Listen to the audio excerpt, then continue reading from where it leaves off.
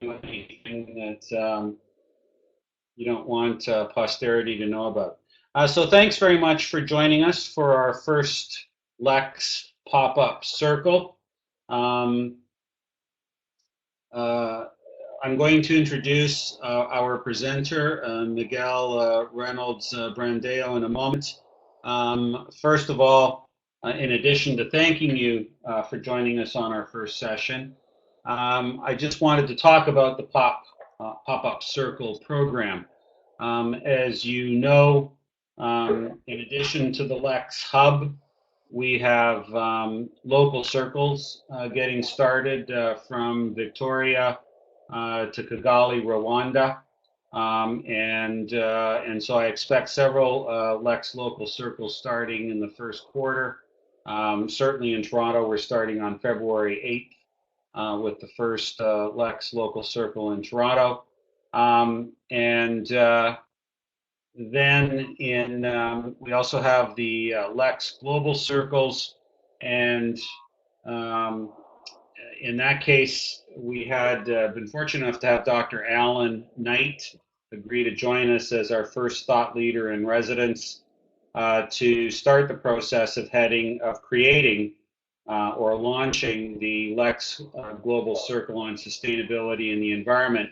And on that note, we're going to be looking for a host, co-host, and community manager to work with Alan over the next few months to get that up and going.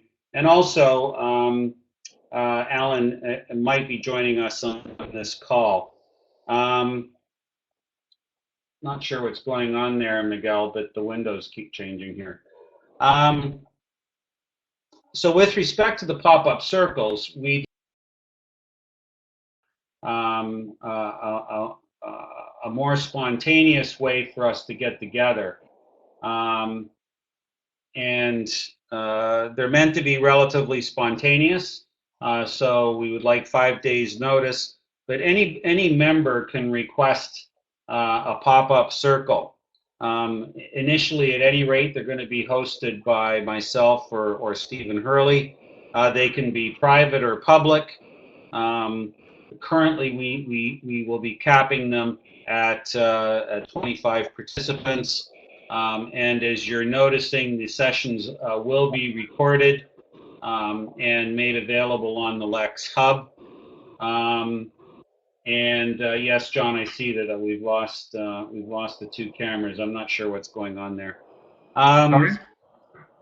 Miguel, it looks like the two video feeds have dropped off on what everybody else are seeing, but that's not important. It's really only the slides, and I can still see them.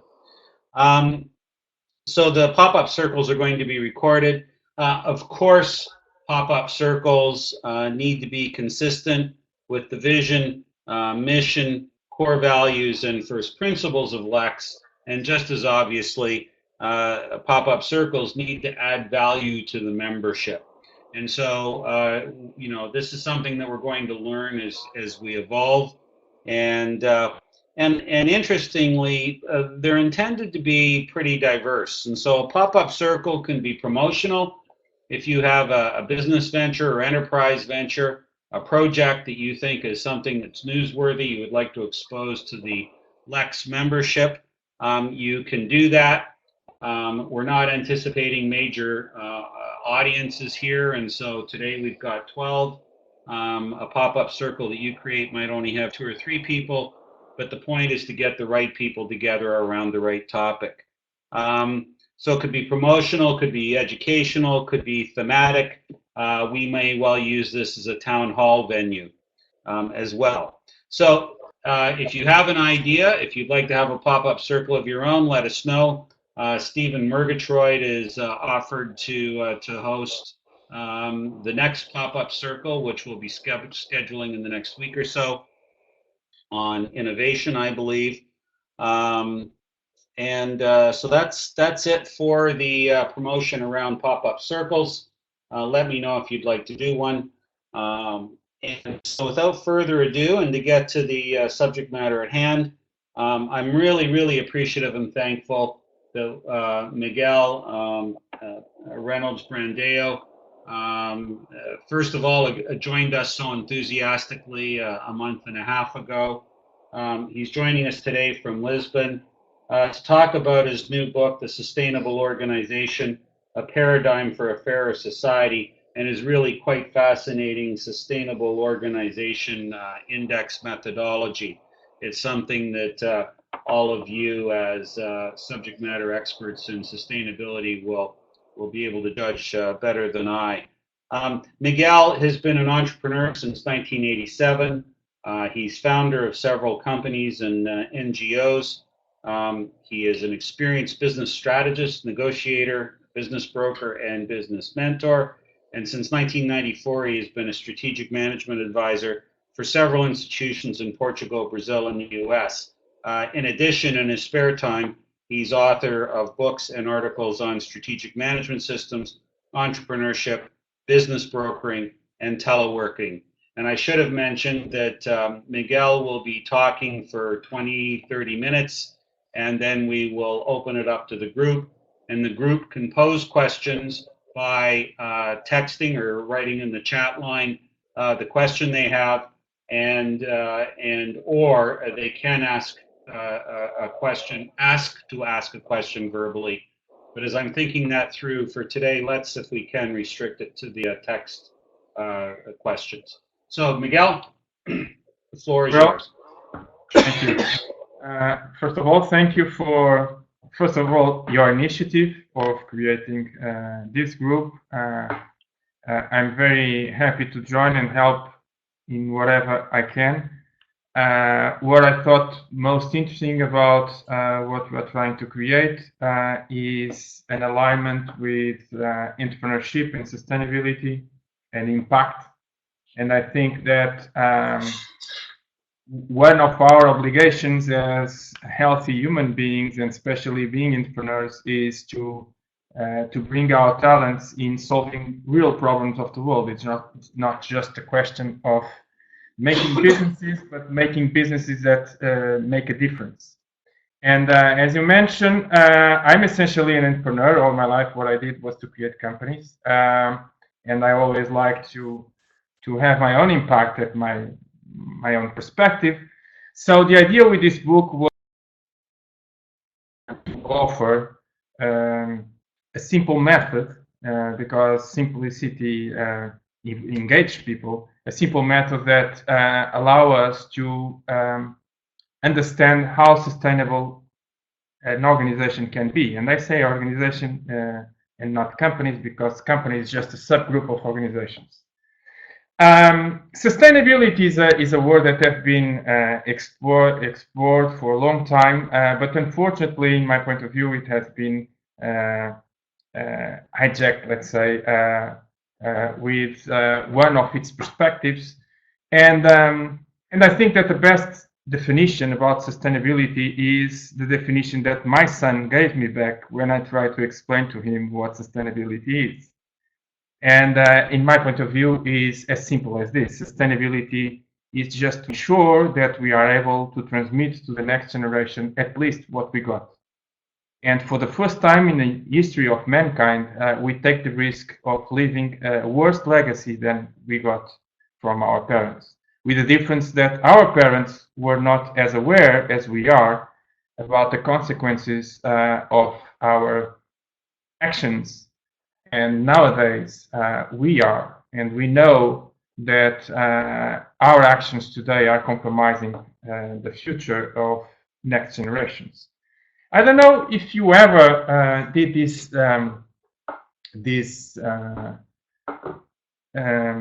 research that is just look at the top 100 companies in the world.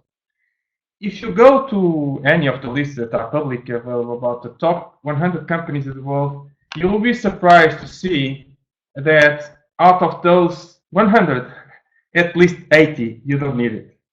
And most of them are intermediaries that add very little value, but they absorb a lot of value. And this is something. It's a question that most people don't ask, and it makes a big difference, because we tend to think that sustainability is something just for some people, and someone has to clean the mess of the others. But in reality, it should be a common effort, and it should be central to everything that we do when we create organizations, and regardless of the type of organizations. Because for us, as human beings, it's not important if who is doing unsustainable actions is a company, a profit organization, non-profit organization, a government, or a football club.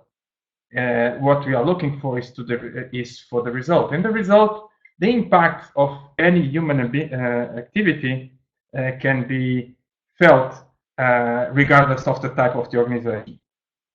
So what I did with my book is a very simple approach. Again, I like simple approach. I'm an engineer by origin, and I like very much mathematics. And I think that the beauty of mathematics is that allow us to simplify things in one way, and on the other way, it's the only science invented by man that allow us to predict future actions, that allow us to predict how we get to Moon or to Mars or whatever. And we can use, and my question was, how can I use mathematics in this case to look at organizations with a different point of view to try to predict about their sustainability, okay? And I created a model. The model many organizations already use, fortunately, but the model that I propose is a model that is what I call a dolphin model, not a shark model. That is based essentially on trust and on transparency, and transparency gives you merit. And so essentially, it's a model that instead of competition, we focus on cooperation, creating a cooperation environment inside the organizations instead of a fierce competition that we are so used. And if we look back at the organization design, we don't see much evolution in the last 2,000 years in reality. And you know that what makes humans work together and cooperate is communication. Since in the last 20 years or 25 years, the way we communicate among each other changed so much, why didn't organization models change accordingly? Why are we still using the same, in most cases, are we still using the same organization models that were used and designed 50 or 100 years ago? And why don't we question most of the paradigms in our economy that were designed taking in consideration totally different speeds of communication?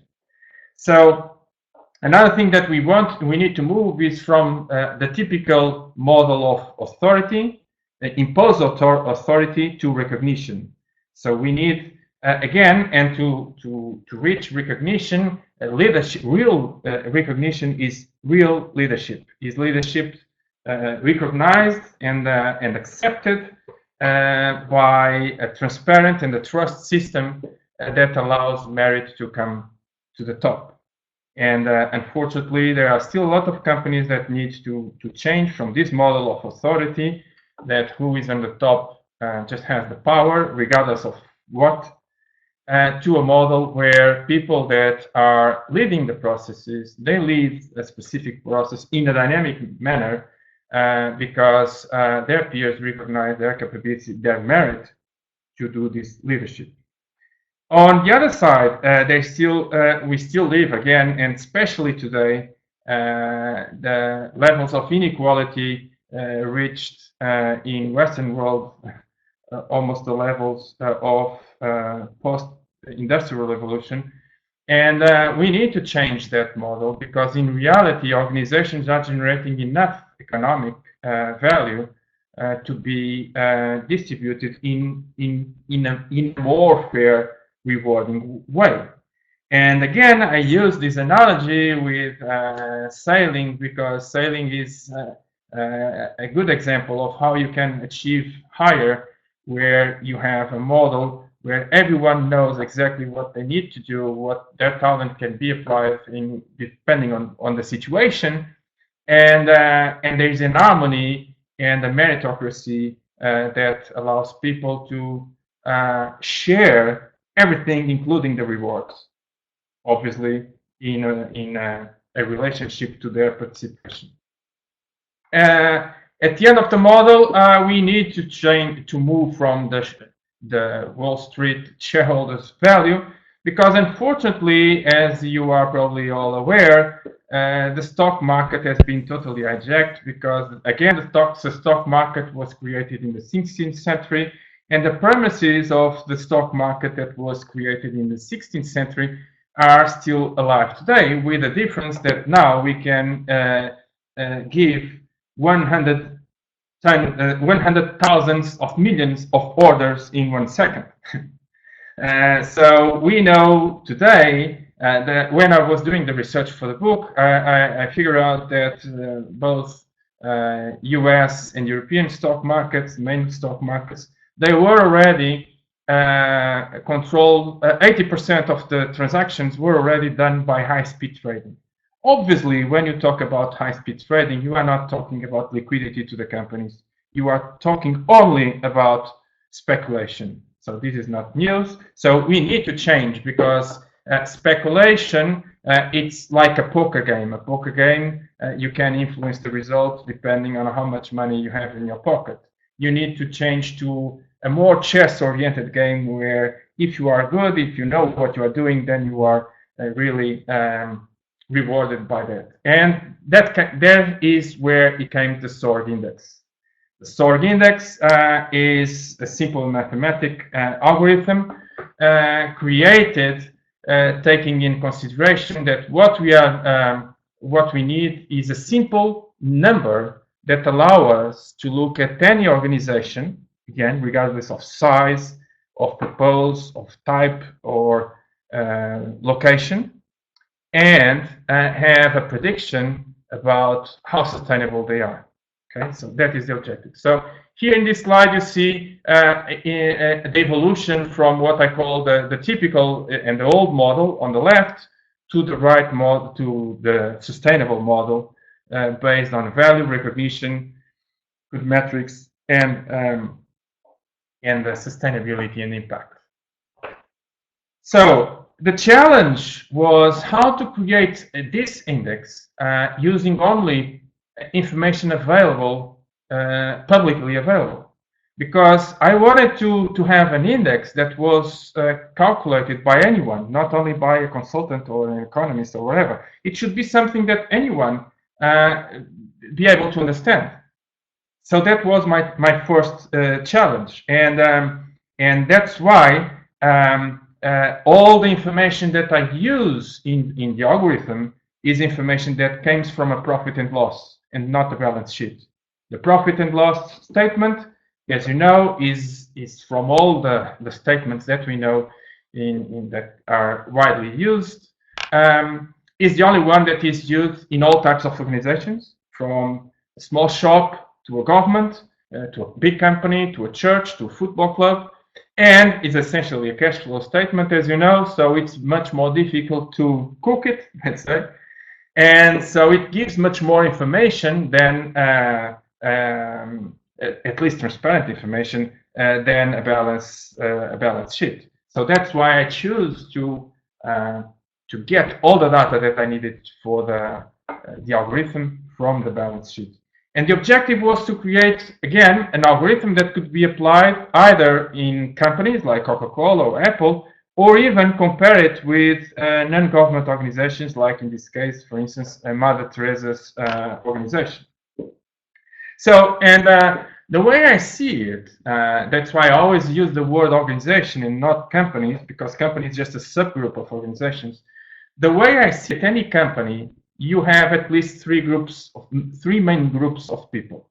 Okay, you have the team, that are the people that work inside the organization and for the organization. You have the owners, that in the case of a company are the shareholders. In the case of a non-government organization, it can be the members or the citizens or whatever, and then you have the community that benefit from the work of the organization. And this is common in all types of organizations.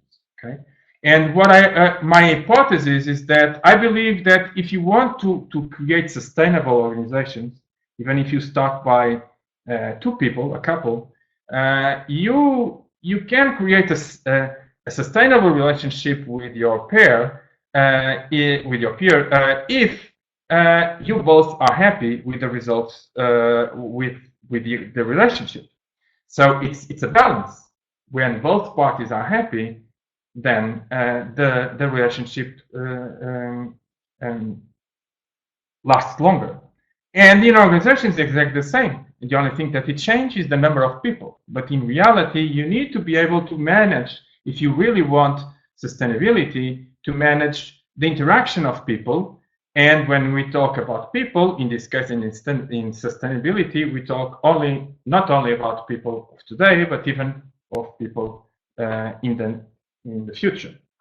So the idea was to look at an organization and try to look at the profit and loss statement and organize all the data that you find in the profit and loss statement in those three groups.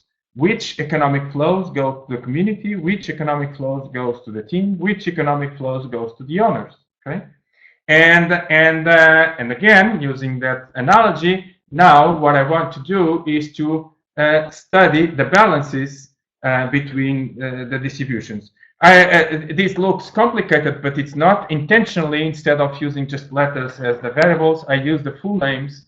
So you can understand better here in this. So the sword, what it does is to measure the economic flow, that is the balance between the community and the owners, the balance inside the organization, so between the team and the owners, and then at the left, the balance between community and the team. So in reality, it's like, in my hypothesis, I believe that if those three circles are more or less the same size, or if at least the one that is bigger is just the community circle, then the probability for that organization to be sustainable is very high, because people value what the organization is doing. And when I say value, I mean not only in terms of the immediate value, but in future value too. And I can explain it later how that works. So I don't go in much detail about the formula. We can discuss it later during this call. But you can imagine that then we can have the SORG index connected with all the KPIs that you have inside your organization. So the idea is to create a system that fits in the executive information system of the organization and allow us to monitor and know exactly how sustainable the organization is going. And the good thing about this formula, as I told you, is that all the information that you need to calculate all this comes from the profit and loss. And if it comes from the profit and loss, you find it available publicly very easily. The only piece of information that is not yet so often available is the median salaries and sometimes the CEO salaries. But all the other information is publicly available. So it's very easy to calculate. It may look complicated, but it's not. It's just arithmetics, no more than arithmetic. So just to give you a quick idea, so if we look at four companies, like in this example here, and you see that I mixture a foundation in the middle, Wikipedia, you can see on the background the distribution between the owners, the team, and the community. So ideally, an organization should have more green than anything else, like in the case of Google or Wikipedia. And in the case of McDonald's, it's the opposite, because essentially it goes to the owners. The blue part there is very big because they have a lot of people, but the way they distribute among that people are not so uniform. But anyhow, this just gives you a perspective of how the SORG behave along these 4 examples. And in this other, I can share this presentation with you. We don't have much time to go in full detail of the behavior in those or in these slides, in these examples. But it's very simple to understand why one organization ranks lower than the other, looking at SORG 1, 2, and 3. Because if you remember from this slide here, I split it SORG in 3 parts. So it's the part of the community, part of the team inside the organization, and part of the relationship between the team and the community. So this is another thing that is part of the equation, which is there is one part that is difficult to measure, which is the impact factor. I will not go deeper here because we don't have time, but I'll be more than happy to talk to you either through email, or we can organize other direct or in group conf calls to clarify what is the objective. But my dream in terms of impact is, imagine if we can have a table that lists all the economic activities developed by man, and we'll have a factor that will be positive or negative, that we know that will be a factor of the revenues of that economic activity. What that will allow us is to know upfront, even before starting anything, that for each $1,000 that we produce in that organization, what is the impact? Is it positive or negative? Because, for instance, if you take the example of the oil industry, the higher you sell, the bigger the problem they are generating. And unfortunately, the recent reality is giving us even more concerns about that. As we speak, we are creating what I call a dolphin ranking, and the dolphin ranking is nothing more than just a list of all the organizations that I call dolphin organizations because they are sustainable. So they rank, they have a SORG rank higher than 1, and the idea is to have this ranking publicly available, obviously, but if in a very near future it will be even automatically updated.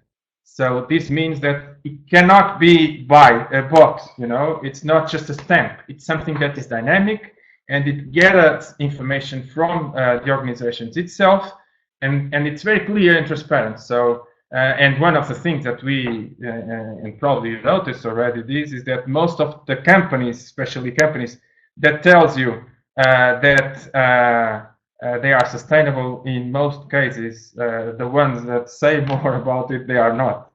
The ones that spend a lot of money in customer sustainability reports, in reality, they are not. It's like people. When you really are what you are, you just do, and by your actions, you show what you are. You don't need to tell anybody else. So. Okay, the good thing is that sustainability, and one of the things that I tried, for instance, last month I was in Greece and I was presenting this to a community of young entrepreneurs, and essentially because, you know, when you are starting a company, most people look at the return on investment, which is a good measurement, by the way, but the good thing is that the SORG index, it predicts even better than the return on investment, for the simple reason that a business that has a high return on investment may or may not be sustainable, but the business that has a high SORG index, it has a high return on investment too. So, and this is the message that I'm trying to, you know, to share is to people, especially young entrepreneurs, because when you can influence from the genesis of any organization, all your work is much easier. And to guide them in just thinking about the sustainability of their business, because again, you can use your talent in any direction, and And in most cases, people, when they are starting business, they don't think about the sustainability impact of what they are doing. They don't think how impactful their business may be to other people's life in another place in the world. And sometimes they could use exactly the same talent that they are using to create a company that may generate some return on investment, but it's nothing meaningful. They could use it to do something meaningful. So again, sustainability, in my point of view, empowers justice and security because it demands transparency and trust, and ultimately it brings us happiness.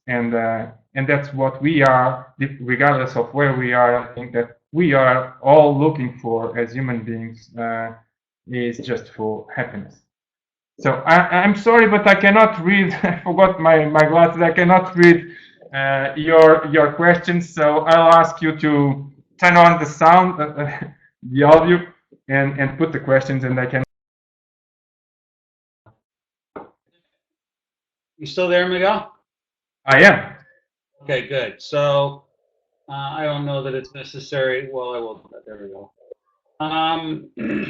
I think we're going to try and do this as just reading off the questions. So Pat Todd asked the question, does this not already exist?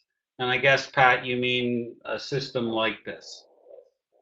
No, there are many indexes everywhere, but most of the index or all of the index that you find there, in reality, they are all useful. I think it's always good, but you always find a business behind it. So it's a business of certification, something or whatever. In my case, I have no business with this. I just wrote the book for the fun of doing it, and the algorithm to be applied can be applied by anyone. It's free. I don't charge any. It's royalties free, and anyone can do it. And all the other index, even if you look at big companies and things like that, they demand a kind of first certification process, and again a stamp. So it means money. It means a business. And when you have that situations, normally there is always space for a lack of transparency. So in terms of transparency and simplicity, this is the only one, and it's the only one that works as a predictor, which doesn't mean that in the near future many other people take the same concept and exploit it even further. Excellent, thank you. John McGar asks, did the research in the book validate that the SORG score reliability predicts sustainability, reliably predicts sustainability? Yes. Yes. We did with a sample of organizations from several areas, and then lately, and that's what we are doing now. Now we are increasing the research. The idea is to have thousands of companies dynamically updated with the SORG. But if you look at the formula by itself, again, it's not complex, it's very simple. If you look at it, you see that it makes sense. So it's not something, it's not rocket science. Bob Mitchell kind of asks a related question, and that is he asks, have you thought of a way to create a demand for the index? For example, to demand pull the index into use? Yeah, I thought, but as I said in the beginning, I'm essentially an entrepreneur. I have my life, I have my companies. I did this just, as my contribution to my grandchildren or whatever. And now there are many people, I published the book last year, and now I have more than 50, last time I counted was more than 15,000 readers in more than 150 countries. And as we speak, there are people trying to organize an initiative to collect data from 500 organizations and use that as a springboard to automate the process, because it is very simple to automate this process of, for instance, I don't know if you are aware of a website called Wolfram Alpha, and Wolfram Alpha is a more sophisticated searcher that do searching, but it compiles and analyzes the information. And if you go there and you ask for financial information from most organizations, you find it all organized. And so if they decide to include SORG in their framework, then immediately SORG will become publicly and widely available to anyone. As at the moment, it's like pushing a car with no battery. We are just doing the initial push so the engine can start, and then it can go alone. Because the beauty of the SORG is that it can live by itself, and it doesn't need me or anyone else to survive. After this, I was invited by Oxford and Cambridge and many other universities to do my contribution with the SORG to a Smart Cities book that they are writing. And the idea is to include the SORG in, when you are designing cities, when you talk about smart cities, you talk about essentially about, or people associate essentially about infrastructures. And with the SORG algorithm, you can start looking beyond, and not only in terms of infrastructure, but how humans will interact in those infrastructures, and how can we create architecture and smart cities to inspire collaboration or to create aggressive behaviors like we saw in the last 20 years, for instance, in creating ghettos and things like that. Okay, so while we're on that topic, John Magar has asked, I guess, a follow-on question to Bob Mitchell's question, and that is, can SORG replace the function of the stock market to get capital to the best performing companies? I would like to, for one simple reason, because, again, SORG or anything in the same line of SORG, which is non-speculative. Because I think that the problem of the stock market today is that it lost its main function, and it became, especially on the short term, obviously when you look at the long term in 5 or more years, then it gets closer to reality, but on the short term that affects all our lives, it loses all his meaning, because it's pure speculation, as you know. Now probably it's more than 80% of high-speed trading. High-speed trading, it's not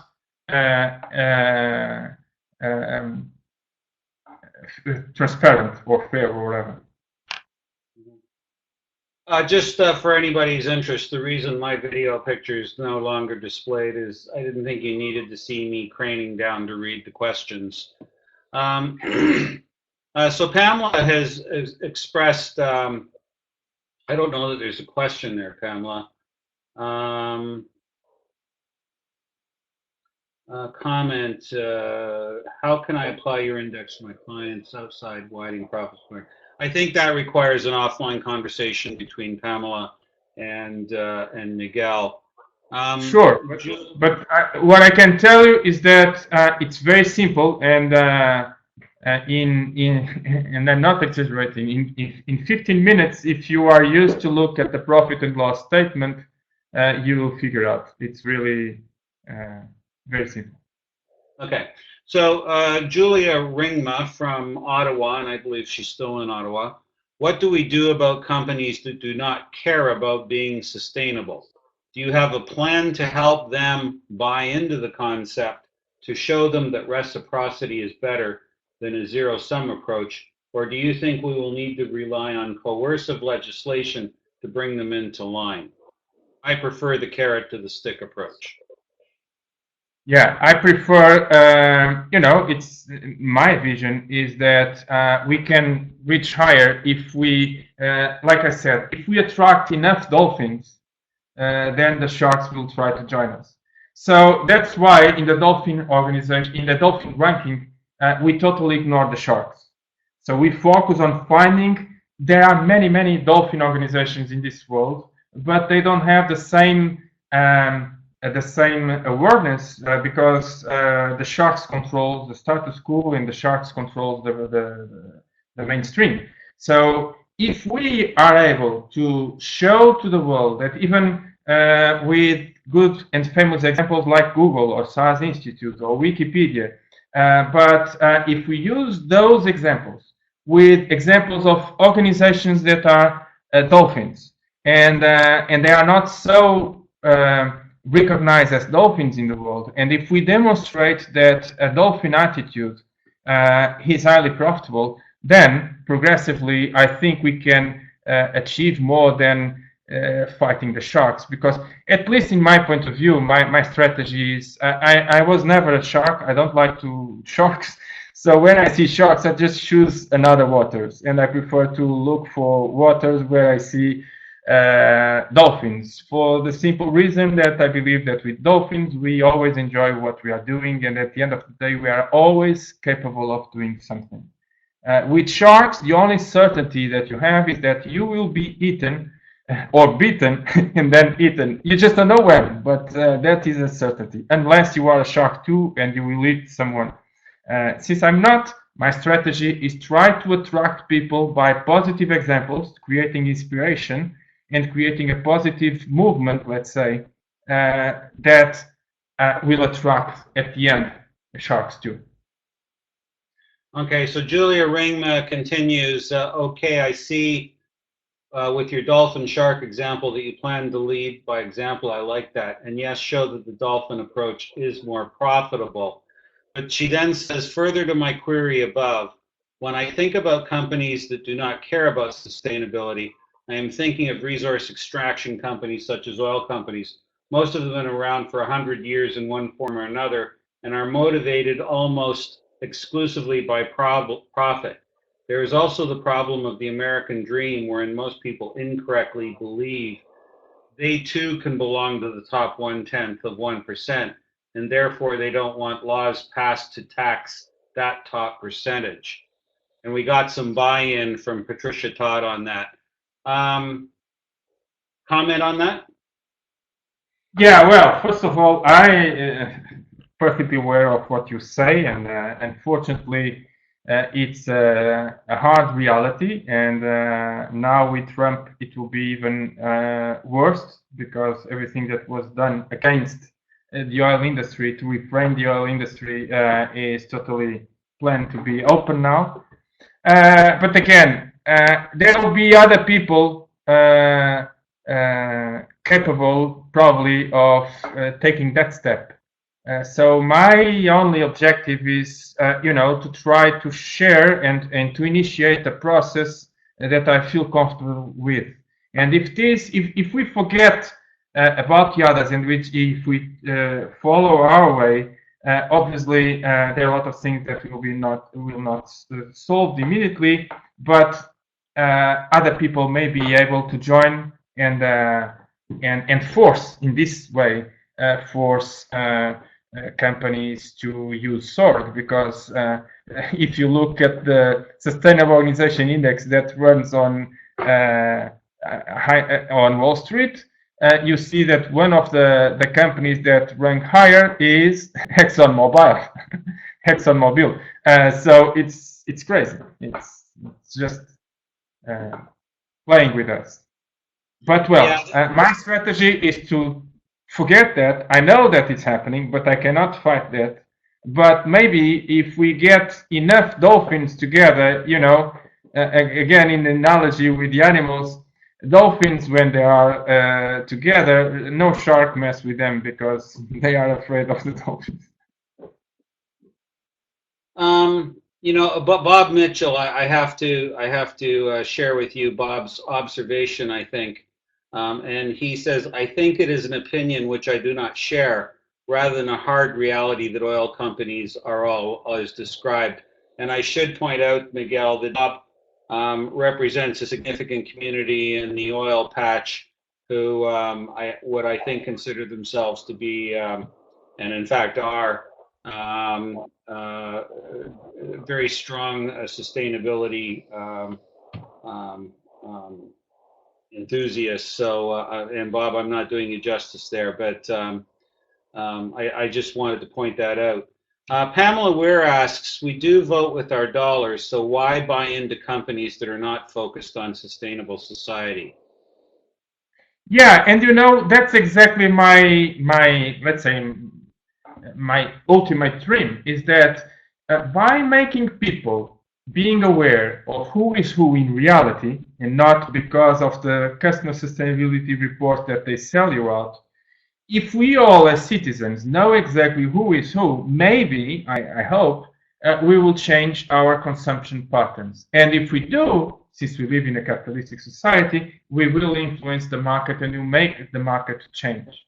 So, and I think that to engage people, first you need simplicities, simple things, simple ways for people to engage. And that was one of the objectives with the sword. And then you need a trust relationship with transparency. And that's why, again, the sword gives you that perspective. And when people start being surprised to know what is the real impact of industries that are not sustainable, like the oil industry is clearly not sustainable, at least in my point of view, then people will change the way they take decisions, and that is my hope. Mm-hmm. Marie-Elaine Sikowski in Regina, Saskatchewan asks, what is the potential of SORG to influence the monetary system of fiat as opposed to the gold standard that was in place prior to Reagan and Thatcher? Yeah. Well, that's another thing. I know what you mean. I think that the monetary system or the financial system, but especially the monetary system, should be rethought. And this is not new news. Even Henry Ford in the 30s concluded that if people were aware of how the financial system works, we'll have a revolution the next day. And again, those are things. If we think for a while, we take as for granted solutions that were created 200 years ago or 300 years ago as perfect solutions. They are not. We are already in the 21st century. Why should we rely on a system that was created with completely different assumptions? We need, again, more transparency. In my point of view, there is no rational, or at least honest rational, in my point of view, to the fiat system. So I think that a lot of the premises of our society should be discussed for the simple fact that human society evolves, we are always moving, and we cannot rely on things that were created with a completely different framework, completely different environment. Excellent. So John McGarr has made, I guess, an observation that might provoke a comment. Concern for sustainability is a collectivist mindset. Most Western cultures are individualistic. The culture change is very difficult, and I would underline very difficult. That is not to say we shouldn't start. Does that prompt a response? Yeah, you know, I think that that's why I use so much the example of children, and not this one, but the first slide is my youngest son, because I think that when you start looking at your life, and I believe, and it's obvious that our eternity goes through our descendants, at least physically, and if we start looking at, and if we start making people thinking about their children and their grandchildren and the grandchildren of their grandchildren, then they might start thinking less individualistic. At least they will start looking in their own line of descendancy. And if that happens, there's hope, I think, because I agree with you. Sustainability is something that requires a collective mindset. But I believe that the world is moving in that direction. We are, I think that we reached already the peak of the individualistic society. And now, in the recent years, people are starting, and if you look at the millennials, and if you start talking with younger people, I don't know the age of the people that are attending this conference, but I'm 51. If I look at especially the generations of my oldest son, he's millennial, we see a different attitude. And I hope that they can take these concepts more seriously than my generation or the baby boomers took. That takes us to actually a question asked by Kevin Leonard. But first, just to finish the thinking, John McGar observed that humans are naturally conservative. We hate to lose 8 times more than we like to win. Therefore, I believe the capitalist system will only adopt sustainability if it is also more profitable. And Bob Mitchell says, I agree with John. We need to find a way to make sustainability as being in our enlightened self-interest. Yeah, and I agree with both of them because in reality, if you do the accounting well, sustainability ends up being more profitable. But in most cases, it requires, again, a dolphin-minded attitude instead of a shark-minded attitude. And when I say shark-minded, is that for the sharks, power is everything, so the easiest a resource or a richness is, the better, while for a dolphin, everything requires more intelligence, let's say. And so it's doing sustainable, it's not as easy as doing non-sustainable, but it's more profitable. That's basically my conception and my observation. So back to Kevin Leonard's question. Coming up soon, or an observation, coming up soon is Gen Z, who are now under 16 years of age. They actually will not buy products or services unless they are satisfied with the mother company's stand on sustainability and philanthropy. So over time, it appears that pressure will continue to build to force formerly cutthroat profiteers to adopt sustainability, even as global corporate power continues to consolidate through mergers and acquisitions.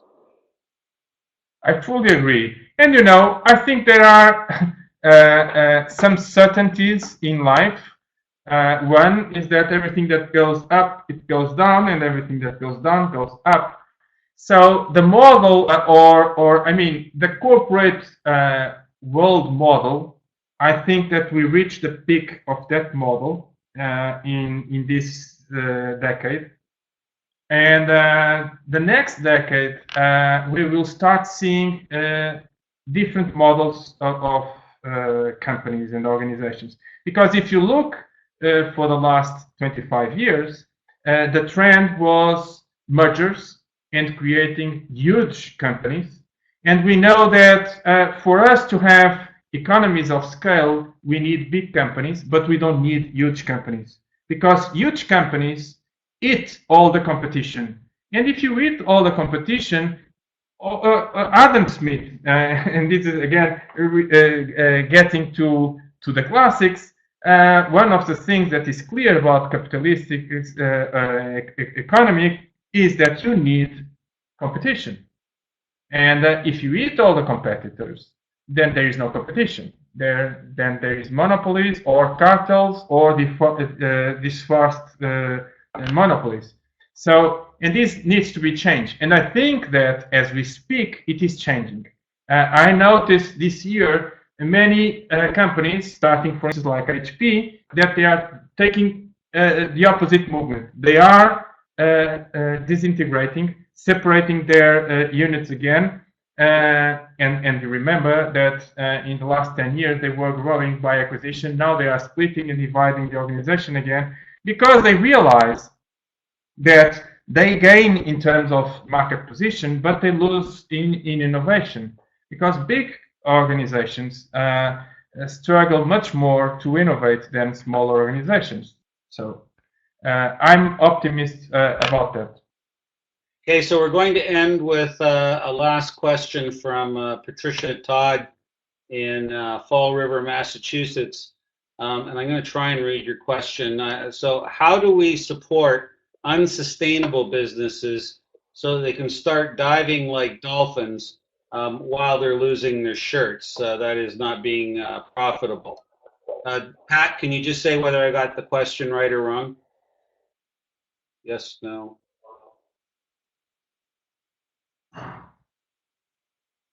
Yes. Okay, so the question is, how do we support unsustainable businesses through the process? Well, a shark only tries to change when they see no other option, and losing a lot of money is one good pressure to start thinking about changing. Like people start changing when they have big impacts in their lives, normally health or close people or whatever. So,